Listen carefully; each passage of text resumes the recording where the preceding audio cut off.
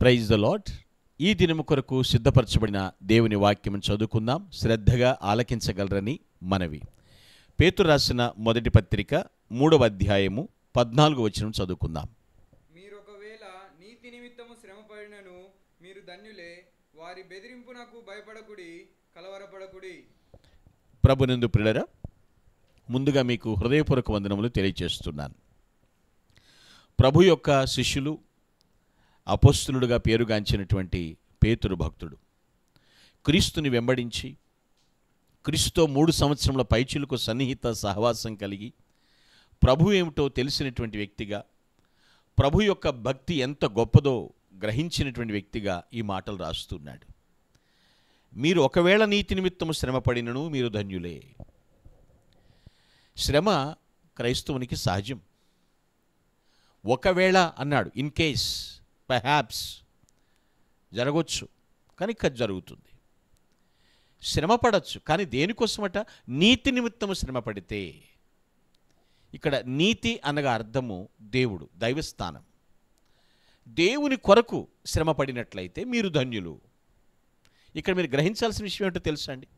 కొంతమంది వాళ్ళ స్వయంకృత అపరాధాలతో శ్రమలు తెచ్చుకుంటారు. అంటే వాక్యమునకు వెలుపల ప్రవర్తించి ఆజ్ఞలను పెడచెవిని పెట్టి వాళ్ళ ఇష్టానుసారంగా వెళ్ళిపోయి శ్రమలు తెచ్చుకుని ప్రభు కొరకు శ్రమ పడుతున్నామంటారు. తప్పది. నీతి నిమిత్తము శ్రమ పడినప్పుడు, దేవుని కొరకు నువ్వు శ్రమ పడినప్పుడు అది ధన్యత. దేవుడు చూసుకుంటాడు, దేవుడు కాపాడుతాడని రైలు పట్టాల మీద తలపెట్టడం కాదు. అది చేయరాని పనులు చేసి సభ్య సమాజం తలదించుకునేటట్లు జీవిస్తూ దేవుడు నన్ను శోధిస్తున్నాడు, దేవుడు నన్ను పట్టించుకుంటలేదు, అపవాది ఆటలాడుకుంటున్నాడు అనేటువంటి ఈ స్టేట్మెంట్స్ ఇవ్వకూడదు. నీతి నిమిత్తము శ్రమ పడితేనా మీరు ధన్యులే. ధన్యులు అన్న అర్థం గ్రీకు మీనింగ్ నుంచి తెలుగుకు వస్తే దైవము గలవారు. డబ్బు గలవారంటే చెప్తారా? ఇక్కడ దైవము గలవారు. ధన్యులకు ఆపోజిట్ దరిద్రులు. నీతి నిమిత్తము శ్రమ పడుతున్నావా? నిజముగా ప్రభు కొరకు అవమానించబడుతున్నావా? ప్రభు నిమిత్తం తోలనాడబడుతున్నావా? నీవు ధన్యుడవే, ధన్యురాలివే. ఎందుకని? నువ్వు మంచి కోసం పాటుపడుతున్నావు. పై వచనంలో అదే రాస్తుంది. మీరు మంచి విషయంలో ఆసక్తి గలవారైతే మీకు హాని చేయవాడెవడు? ఒకవేళ ఎవడైనా హాని చేసినట్లయితే నువ్వు ధన్యుడవే. దేవుడు చేతులు ముడుచుకుని కూర్చుంటాడా? Never, not at all. ఎప్పుడు ఏ విధంగా ఆయన రెస్పాండ్ అవ్వాలి ఆయనకి తెలుసు. మనం ఇప్పుడే రెస్పాండ్ అవ్వని ఆయన చెప్పడం కాదండి. నీతి నిమిత్తం శ్రమ పడుతున్నావా? నీవు ధన్యుడు, ధన్యురాలువే. పైగా అంటున్నాడు, వారి బెదిరింపులకు భయపడకుడి, కలవరపడకుడి. తెలుగులో ఒక సామెత ఉంది, మొరిగే కుక్క కరవదు అంటారు. అది కరుస్తుందో లేదో నాకు తెలియదు, కానీ బెదిరించటాలు ఎక్కువ ఉంటున్నాయి. ఆ బెదిరింపులోనే మనస్సులోనే భయం పెట్టి చంపేస్తున్నారు చాలామందిని. ఎందుకంటే అదొక ఆయుధంగా వాడుతున్నారు.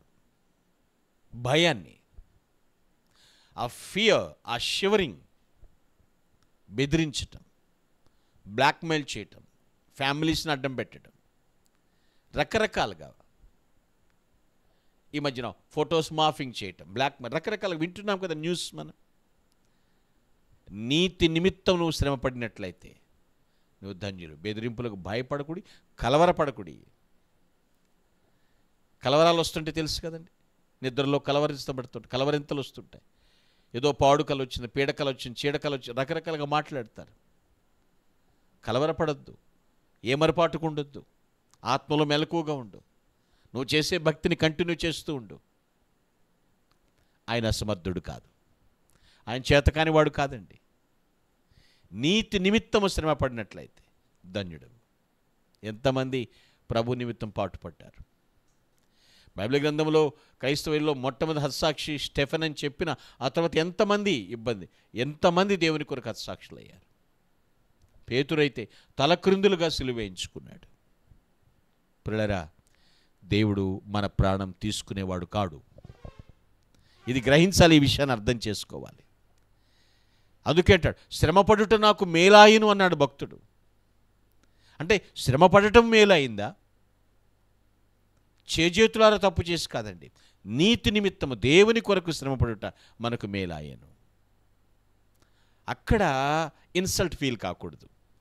అలా ఇబ్బంది పడుతున్నప్పుడు ప్రెస్టీజ్ తీసుకుంటాం కాదు పిల్లలు. అదొక బాధ్యత, అది నా దేవుడు నాకు ఇచ్చిన అదొక ధన్యత. అలా మనం ఆలోచించినప్పుడు మనం ధన్యులం అవుతాం. మంచి విషయంలో ఆసక్తి ఉంది కదా. సో కాబట్టి హాని చేసేవాళ్ళు ఉంటారు. హాని చేయవాడు ఎవడు అంటున్నాడు, కానీ హాని చేసేవాడు ఉన్నప్పటికీ కూడాను దేవునికి విరోధముగా రూపింపబడిన ఈ ఆయుధము వర్ధిల్లదు. ఆయన రంగంలోకి దిగుతాడు. యుద్ధము చేయువాని వలె ఆయన రంగంలోకి దిగుతాడు. నిన్ను విడిచిపెట్టడు ఆయన. నీవు ధన్యుడవు, ధన్యురాలు అన్న సంగతి గుర్తుంచుకో.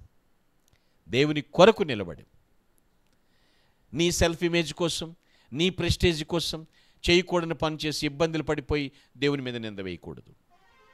యథార్థమైనటువంటి భక్తి చేస్తున్నావు, నీతి నిమిత్తం శ్రమ పడుతున్నావు, నీకు హాని చేయవాడెవడు?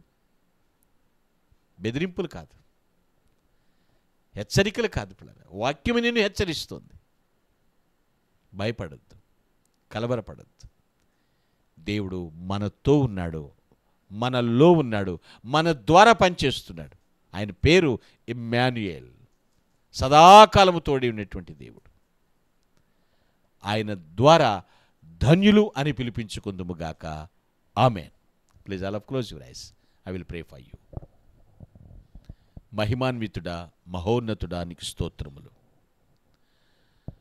అపనిందలు వేసేవారు అనేకులు ఉండొచ్చు. నీ నిమిత్తం ప్రభువా తండ్రి శ్రమ పడబడితే అది గొప్ప ధన్యత అన్నావు. బెదిరింపులకు భయపడొద్దు, కలవరపడొద్దు అని చెప్పావు. వాక్యమును విశ్వసిస్తున్నాము. విజయాన్నిచ్చువారు మీరు ప్రభువా. మీ కృపను విడిచి వడ్డించుమని ప్రభుని క్రీస్తు నామమున ప్రార్థించి స్తుతిస్తున్నాను పరమ తండ్రి. ఆమేన్. May God bless you. Glory to God. Thank you one and all.